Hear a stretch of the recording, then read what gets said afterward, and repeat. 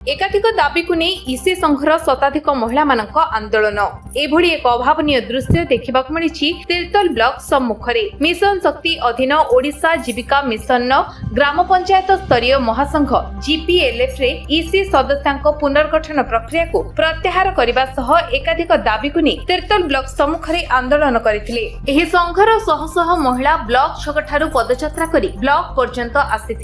Block सम्मुख में आंदोलन करने सह बीडीओ जरिया उप मुख्यमंत्री तथा महिला शिशु विकास मंत्री श्रीमती प्रभाती परिणा को प्रदान करा जायछि। एही महिला माने वर्ष वर्ष धरी महिला माननकु स्वावलंबी करि आसुथिले बिना पारिश्रमिक रे महिला माननकु संगठित करी स्वयं सहायिका गोष्ठी गठन करी सेमानकु आर्थिक परिचालन रे तालीम देबा और प्रोत्साहित करिबा सभापति और संपादिकांक स्वाक्षर रे ऋण ग्रहण और ऋण प्रदान कार्य करा जायथाय। बीडीओ को अनुपस्थिति रे उप मुख्यमंत्री उद्देश्य रे थिबा दाबीपत्र तिर्तोल जीपीओ ग्रहण करथिले। आगामी दिन में जदि दाबी पूर्ण न हुए राजरास्ता को ओह्लाइबे बोली संघर कर्मकर्ता माने प्रकाश करछंती। नमस्कार, मु कविता मिश्र तिर्तोल ब्लॉक रो मु बीएलएफ रो जने इसी मु आज आमर 22 तारीख दिन जो चिठी आसी पहुँची थी से समस्त इसी माँ भौणी मैंने सारा ओडिशार इसी माँ भौणी मैंने आज बहुत मर्माहत अच्छा से आम समस्ते आज सरकार पाखे गोटे दाबी करुचु जे आम मानक केमती स्थायी नियुक्ति करा जाऊ एवं आम सरकार आमे जानिछु निश्चिंत आमर दाबी ग्रहण करिवे। आमे सरकार पाखे निजर उपस्थापन करिछु आउ जो जो भरोसा रे आमे आज सरकार को सहयोग करी नूतन सरकार भावे आनीछु आमे से सरकार पाखे भाविछु जे आम दायीपत्र निश्चय ग्रहण करा जिवो। पत्र हूँ आमर जो प्रोत्साहन राशि दि जाउथिला 2 वर्ष हेब आमे ता पाइथुलु किंतु आम दाबी हूँ कौन आमको जो रिस्ट्रक्चरिंग ना रे पुनर्गठन करा जिवो बा तांको बदला जिवो से दाबी पत्र को आमे फेरई ना चाहूँ। आमको स्थायी भाव में जदि दाबी पूरण न करा जिवो तामे निश्चित भाव में समस्ते संघबद्ध भाव में राजरास्ता को ओह्लैबू आउ सरकार विरोध में स्वर उत्तोलन करिबू। नमस्कार, मो ना तृप्तिराणी महांती तिर्तोल ब्लॉक रो मिशन शक्ति ये बीएलएफ रो मु जने इसी मेंबर आमर जो 8 तारिख रे एवं 22 तारिख रे जो गाइडलाइन आम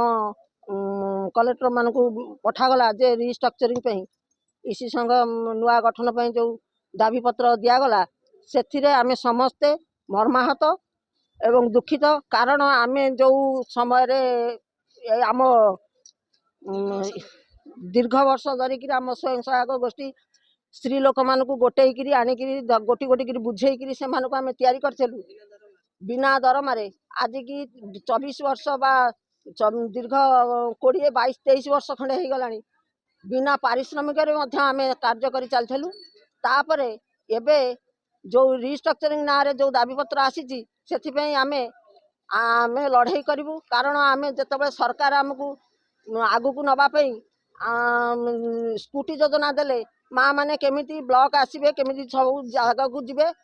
तापर आस्ते आस्ते से दरमा तो किसी नुह गोटे जीवा आसिया बाट खर्च पे आमको किसी पैसा मध्य देले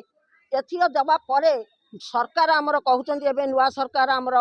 श्रीजुक्त मोहन चरण माझी एवं उप मुख्यमंत्री प्रभाती परिड़ा महोदया से कहते एमान को बाहर करी नुआ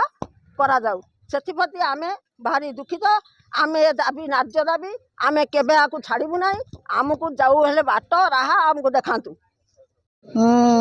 आम तिर्तोल ब्लॉक रो 29टा जीपी रो मुते सभापति भाव बाछिजंती मु आज दाबी रखी 6 दफा दाबी रखिकी बीडीओ आगे आज दाबी पत्र रखिलु जे आमको जो 22 तारीख आ 8 तारीख जो रिस्ट्रक्चरिंग जो लेटर आसी से लेटर को प्रत्याहार करने बीडीओ आगे आम दाबी पत्र देचु। आम आज की 2 वर्ष हेलानी आम जो बिना पारिश्रमिक खटिलु तापर भी 2022 मसीह आमको जो पारिश्रमिक दिया तापर भी 2024 मसीह स्कूटी योजना रे सामिल करा जाइथिला। इसी माँ माने आज जदि माने जदि रिस्ट्रक्चरिंग करा जाय तांको जदि बदला जिवो तांको से माने माने आकुल बिकुल है कि से माने स्कूटी सुजिया पई कोठी भी कि आनिबे पैसा आज आम जदि खरारे तरारे आम जदि बुली बालिकी जदि भी ग्रुप गठन आम भी नुआ रहीचु किंतु भी आमको पुनर्गठन करा जायछि कहीं आमको पुनर्गठन करागला